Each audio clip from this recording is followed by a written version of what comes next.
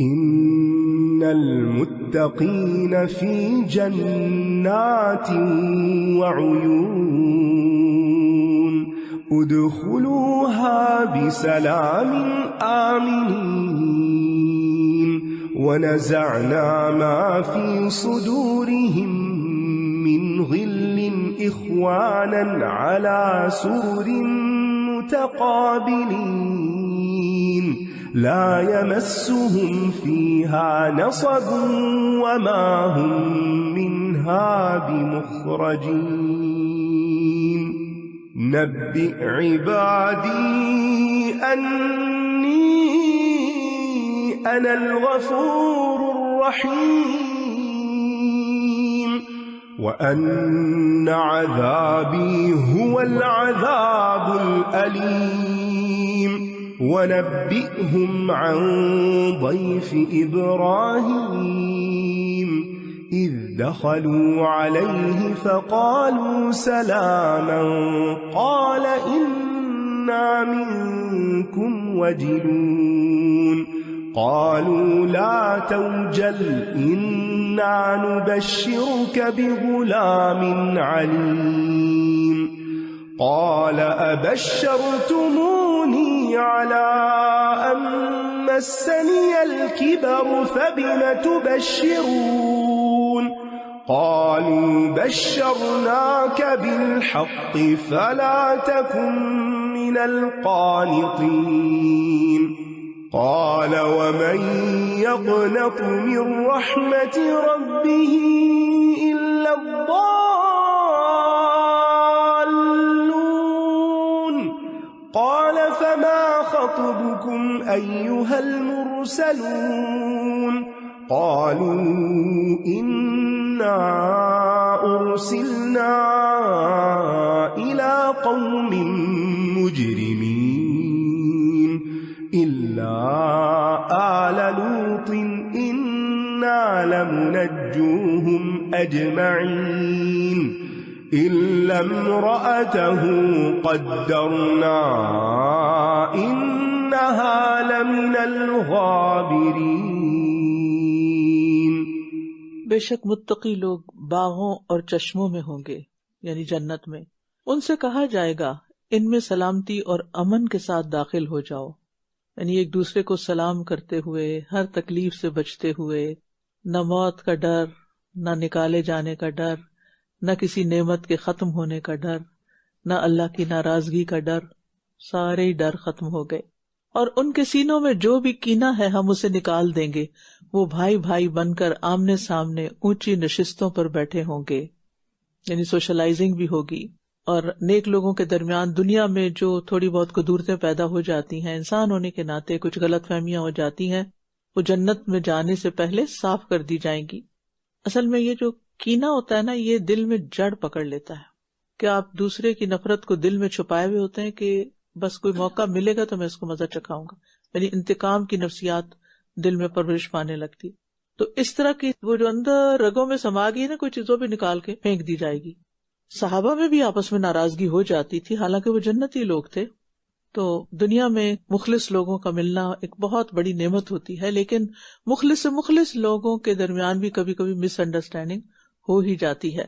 تو انسان ساتھ ساتھ دوسروں کو معاف کرتا رہے، لیکن اگر کوئی چیز رہ گئی تو وہ جنت میں جانے سے پہلے نکالی جائے گی. اور دنیا بھی جنت بن سکتی ہے اگر آپ اپنے دل کو لوگوں کی نفرتوں سے خالی کر لیں. یعنی جن کو آپ پسند نہیں کرتے ان کو اپنے دل میں جگہ نہ دیں، لیکن ہم ان کو زیادہ جگہ دیے ہوئے ہوتے ہیں، ہر وقت ان کے بارے میں سوچتے ہیں. اور جنت کی مزے کی چیز یہ کہ ہر جنتی اپنی نعمت کو سب سے بڑی نعمت سمجھے گا. دیکھیں نا، دنیا میں ہمیں نعمت پا کر بھی مزہ کیوں نہیں آتا؟ کیونکہ ہمیں یہ خیال رہتا ہے کہ وہ دوسرے کے پاس زیادہ ہے، لہذا اپنی چھوٹی ہو جاتی ہے اور اس کو انجوائے نہیں کر پاتے. لیکن جب یہ احساس ہو نا میرے پاس جو چیز ہے وہ سب سے اچھی ہے، تو آپ دیکھیں خوشی کا عالم کیا ہوتا ہے. دنیا میں بھی ایسے ایکسپیرینس ہوتے ہیں. تو جنتی اپنی نعمتوں کو سب سے بڑی نعمت سمجھے گا اور اس طرح وہ حسد سے پاک رہے گا. نہ انہیں وہاں کوئی تھکاوٹ چھوئے گی اور نہ ہی وہ اس سے کبھی نکالے جائیں گے. کوئی مشقت نہیں، کوئی کام نہیں کرنا پڑے گا. دنیا میں ہر خوشی کے ساتھ تھکن، مشقت، محنت ہوتی ہے. مثلاً آپ اپنے گھر اپنے پیاروں کو بلا کر بہت خوش ہوتے ہیں لیکن اس کے ساتھ تھک بھی جاتے ہیں. خدیجہ رضی اللہ تعالیٰ عنہا کو جنت میں ایسے گھر کی بشارت دی گئی جس میں نہ شور ہوگا نہ تھکاوٹ ہوگی، موتیوں سے بنا ہوا ہوگا. کیا خوبصورتی ہوگی. اگر کوئی انسان نیک ہو نا تو موت کے ساتھ ہی دنیا کی مصیبتوں سے نجات ہو جاتی. اگر آگے سب اچھا ہے نا تو بس پھر اس کی راحت آرام کے دن آ گئے ہیں. اور پھر یہ ہے کہ دنیا میں جو اللہ کی خاطر ایک دوسرے کو چاہتے تھے، لوگ آپس میں محبت رکھتے تھے، وہ وہاں بھی ایک دوسرے کے ساتھ ہوں گے. المرء مع من احبہ. اور یہ کتنی بڑی خوشخبری کہ جب اپنی پسند کے لوگ اپنے ساتھ ہوں کتنا انجوائے کرتا ہے. دنیا میں پکنک پہ چلے جائیں اپنے پسند کے لوگوں کے ساتھ تو مزہ دوبالا ہو جاتا ہے، گھر جانے کو دل ہی نہیں کرتا. اور اگر اپوزٹ قسم کے لوگ ساتھ ہوں تو وہاں دل ہی نہیں لگتا، چاہے کتنی خوبصورتی ہو. میرے بندوں کو آگاہ کر دیجئے کہ میں بہت بخشنے والا نہایت رحم کرنے والا ہوں، اور بے شک میرا عذاب بھی دردناک عذاب ہے. پہلے بخشش اور پھر عذاب علیم، یعنی دونوں چیزیں بیلنس ہے. اور انہیں ابراہیم کے مہمانوں کے بارے میں خبر دے دیجئے.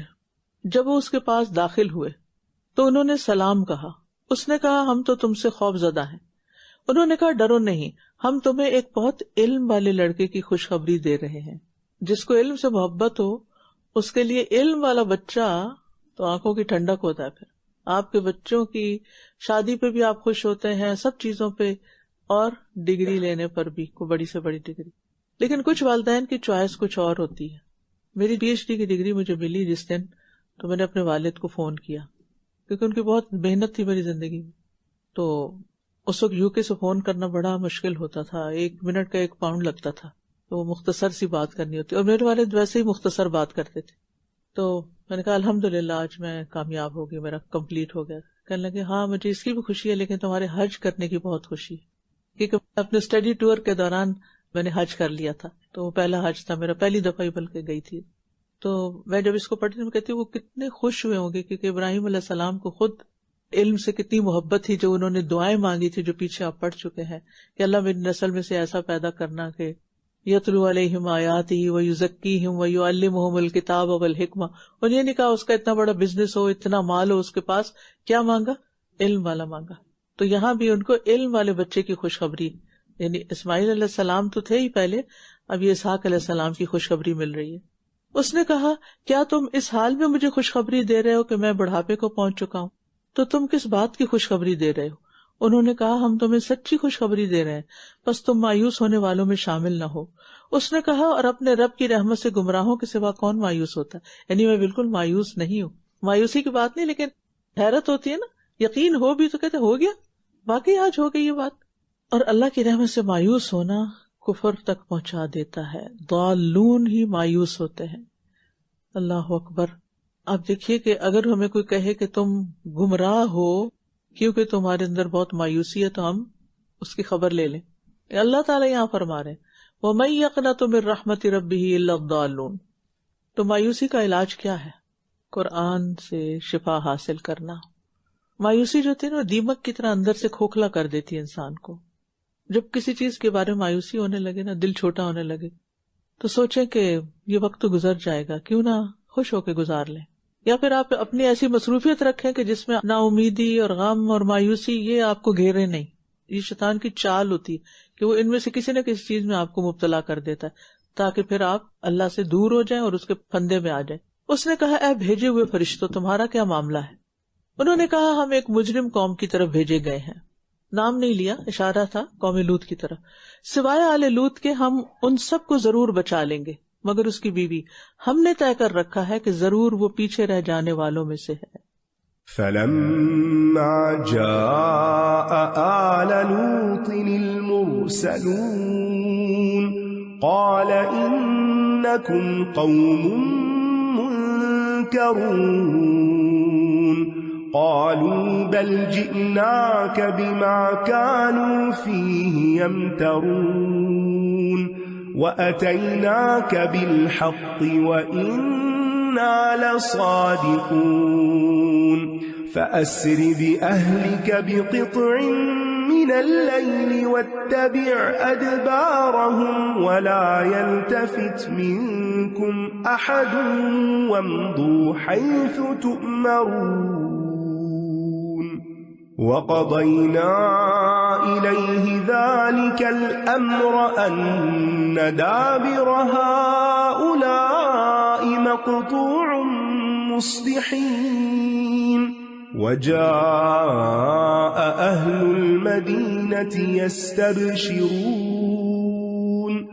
قَالَ إِنَّ هَؤُلَاءِ ضَيْفِي فَلَا تَفْضَحُونِ وَاتَّقُوا اللَّهَ وَلَا تُخْزُونِ قَالُوا أَوَلَمْ نَنْهَكَ عَنِ الْعَالَمِينَ قَالَ هَؤُلَاءِ بَنَاتِي إِن كُنتُمْ فَاعِلِينَ لَعَمْرُكَ إِنَّهُمْ لَفِي سَكْرَتِهِمْ يَعْمَهُونَ فَأَخَذَتْهُمُ الصَّيْحَةُ مُشْرِقِينَ فَجَعَلْنَا عَالِيَهَا سَافِلَهَا وَأَمْطَرْنَا عَلَيْهِمْ حِجَارَةً مِّن سِجِّيلٍ إِنَّ فِي ذَلِكَ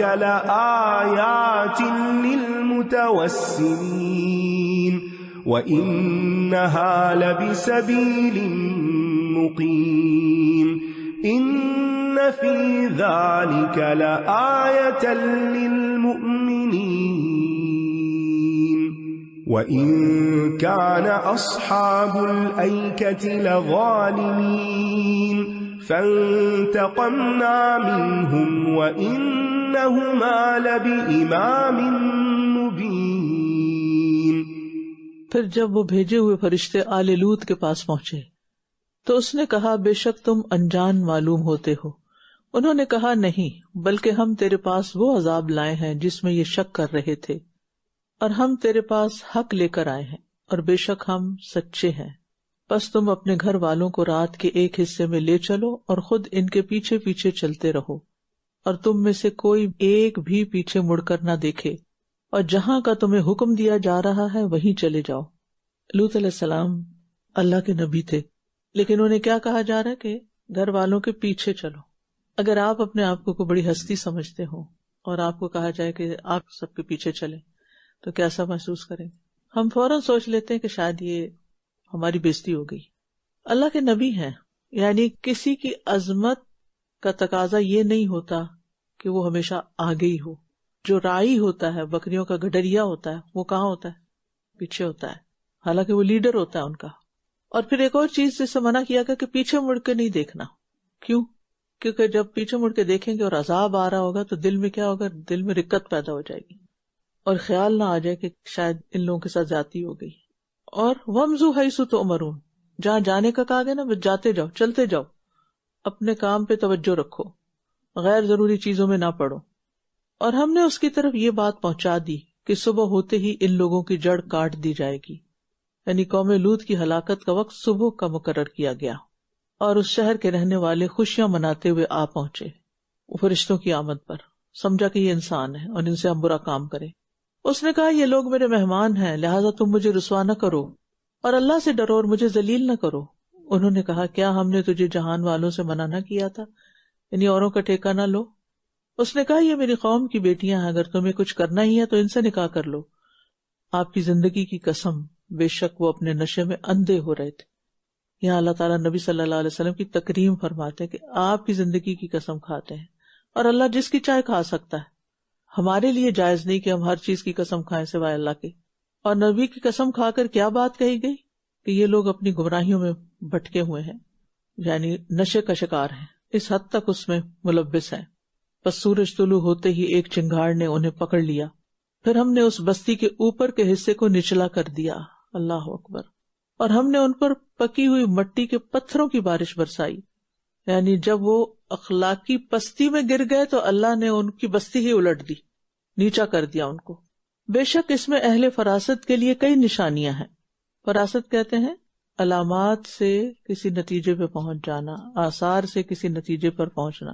مجاہد کہتے ہیں اس کا معنی ہے بصیرت رکھنے والوں کے لیے، قتادہ نے کہا عبرت حاصل کرنے والوں کے لیے، مقاتل کہتے ہیں غور و فکر کرنے والوں کے لیے، متبسمین۔ تو فتنے اور مصیبتیں جب لوگوں کو گمراہ کر دیتے ہیں تو اہل فراست اس وقت بھی حق پہچان لیتے ہیں، لیکن اس کے لیے دل صاف رکھنا چاہیے، سوچ گہری ہونی چاہیے، صاف ذہن سے چیزوں کو لینا چاہیے، بایسز نکال دینے چاہیے۔ اور بے شک وہ بستیاں ایک عام گزرگاہ پر واقع ہیں، یعنی اب بھی تم حجاز سے شام اور عراق سے مصر جاتے ہوئے دیکھتے ہو، یعنی قافلے اس کو دیکھتے ہیں، یعنی بحر لوط بحیرہ مردار کے مشرق و جنوب میں یہ علاقہ تھا۔ یعنی کچھ گناہ بھی ایسے ہوتے ہیں جن کے آثار دیر تک باقی رہتے ہیں عبرت کے لیے، بلا شبہ اس میں مومنوں کے لیے ایک بڑی نشانی ہے۔ اور بے شک ایکا والے بڑے ظالم تھے تو ہم نے ان سے انتقام لیا، اور بے شک وہ دونوں بستیاں ایک کھلی گزرگاہ پر واقع تھیں۔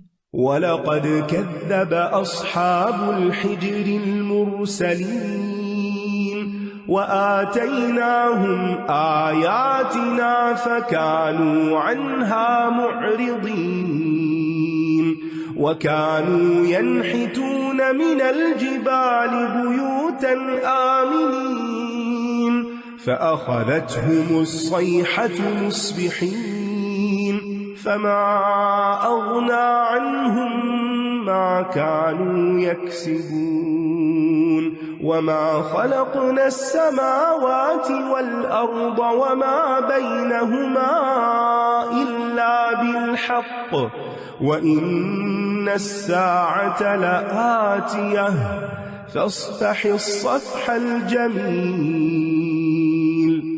إِنَّ رَبَّكَ هُوَ الْخَلَّاقُ الْعَلِيمُ وَلَقَدْ آتَيْنَاكَ 7 مِنَ الْمَثَانِي وَالْقُرْآنَ الْعَظِيمَ لَا تَمُدَّنَّ عَيْنَيْكَ إِلَى مَا مَتَّعْنَا بِهِ أَزْوَاجًا مِّنْهُمْ وَلَا تحزن عليهم واخفض جناحك للمؤمنين وقل إني أنا النذير المبين كما أنزلنا على المقتسمين الذين جعلوا القرآن عضين فوربك لنسألنهم أجمعين عما كانوا يعملون فاصدع بما تؤمر وأعرض عن المشركين إنا كفيناك المستهزئين الذين يجعلون مع الله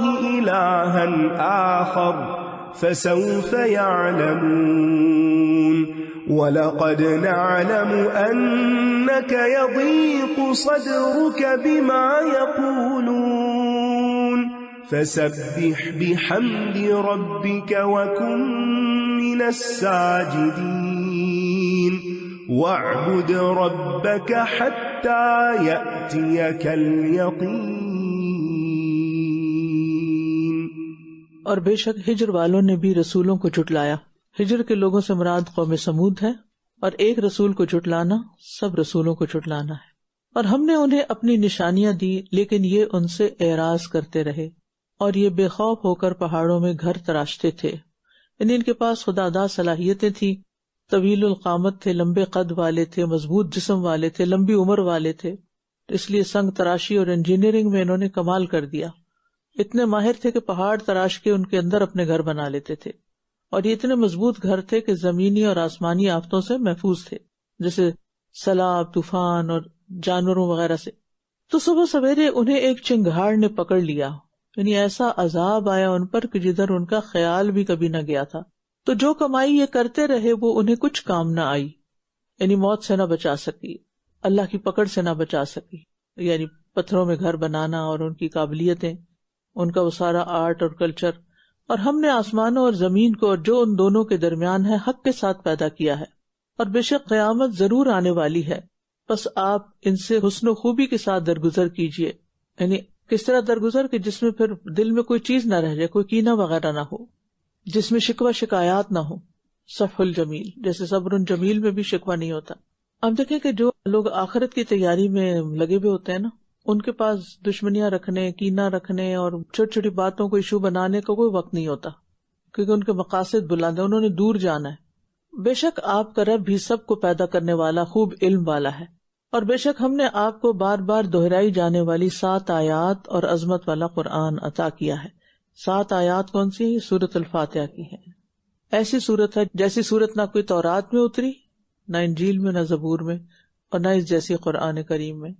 اور اس کو مثانی کیوں کہتے ہیں؟ سورۃ فاتحہ کی ہر آیت میں 2 لازم و ملزوم چیزوں کا ذکر ہوتا ہے، اور قرآن کو اللہ نے عظیم کہا ہے، تو اس کا مطلب کیا ہے کہ پھر ہم اس کے ساتھ کیا معاملہ کریں؟ عظمت والا، اس کو عظمت دیں، باقی علوم پر اس کو ترجیح دیں۔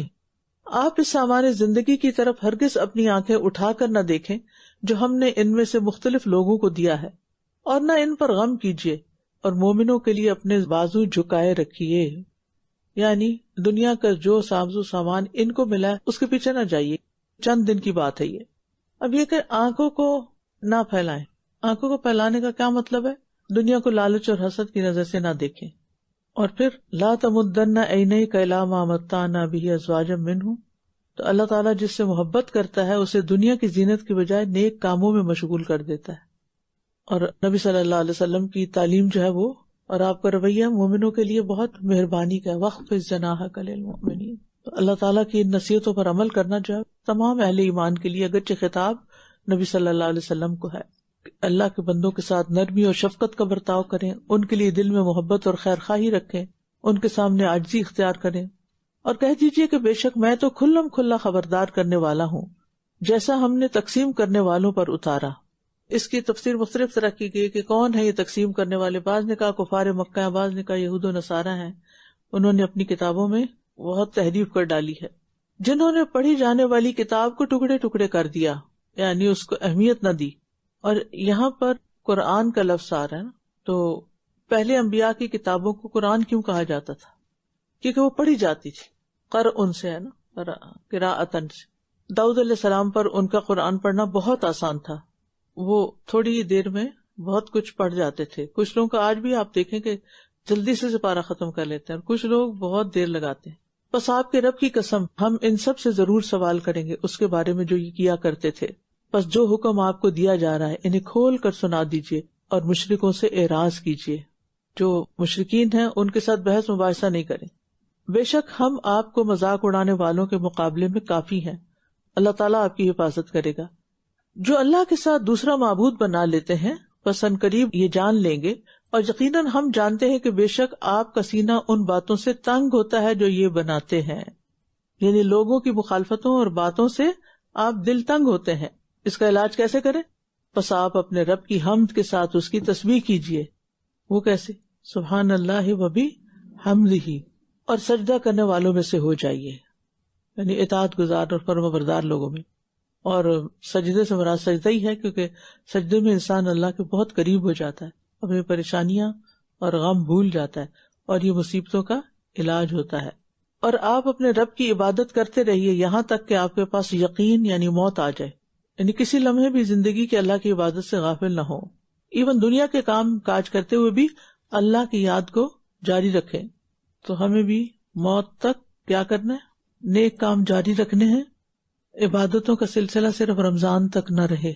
اللہم اقسم لنا من خشیتک ما تحول به بیننا وبین معصیتک ومن طاعتک ما تبلغنا به جنتک ومن الیقین ما تهون به علینا مصائب الدنیا اللہم متعنا باسماعنا وابصارنا وقوتنا ما احییتنا واجعلہ الوارث منا واجعل ثأرنا على من ظلمنا وانصرنا على من عادانا ولا تجعل مصیبتنا فی دیننا ولا تجعل الدنیا اکبر ہمنا ولا مبلغ علمنا ولا تسلط علینا من لا یرحمنا ربنا تقبل منا انک انت السمیع العلیم وآخر دعوانا ان الحمد للہ رب العالمین سبحانک اللہم وبحمدک اشہد ان لا الہ الا انت استغفرک واتوب الیک۔ السلام علیکم ورحمۃ اللہ وبرکاتہ۔ سبحانك اللهم وبحمدك أشهد أن لا إله إلا أنت أستغفرك وأتوب إليك. سبحانك اللهم وبحمدك أشهد أن لا إله إلا أنت أستغفرك وأتوب إليك. سبحانك اللهم وبحمدك أشهد أن لا إله إلا أنت أستغفرك وأتوب إليك.